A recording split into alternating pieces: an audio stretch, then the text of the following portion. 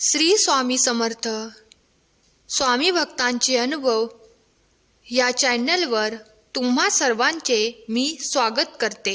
जराही वेळ न दवडता मी आज तुम्हाला गुजरातच्या ताईंना आलेला स्वामी सेवेचा अनुभव त्यांच्याच शब्दात सांगणार आहे.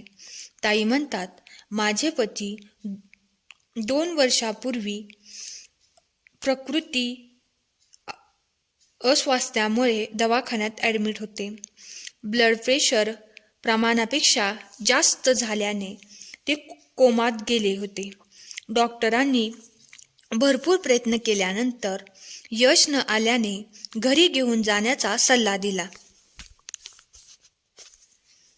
माझी बहीण श्री स्वामी केंद्रात सेवेकरी असल्याने सुरक्षा यंत्र देऊन पतीच्या उशीखाली ठेवण्यास सांगितले व महाराजांचा अखंड जप करण्यास सांगितला. त्या दिवशी पतींना घरी न नेता मी दवाखान्यात ठेवून त्या रात्री अखंड श्री स्वामी समर्थ हा जप चालू केला. मध्यरात्री नंतर माझे पती उठून हाक मारू लागले. मी घाबरून डॉक्टरांना हाक मारली. पती शुद्धीवर आल्याचे पाहून सर्वांनी आश्चर्य व्यक्त केले. माझ्या डोळ्यातून आनंदाश्रू वाहू लागले. महाराजांनीच या संकटातून वाचवल्याबद्दल आम्ही श्रद्धेने महाराजांना हात जोडले. या घटनेनंतर माझ्या 2 बहिणींसह आम्ही श्री स्वामी समर्थ केंद्रामध्ये दर्शनास गेलो. आम्ही तिघींनी नारळ अर्पण करण्यास घेतले.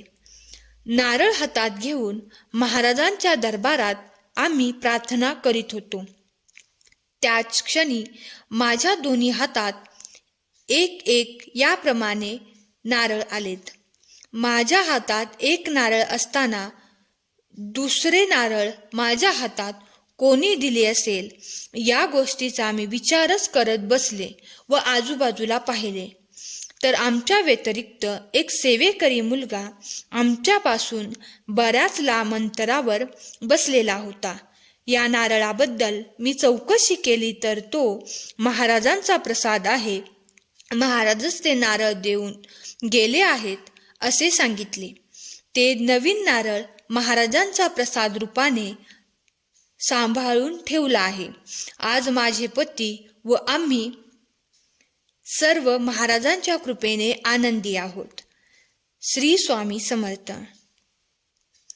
स्वामी भक्तांनो, आजचा हा अनुभव आवडला असल्यास व्हिडिओला लाईक करा आणि शेअर करा. श्री स्वामी समर्थ.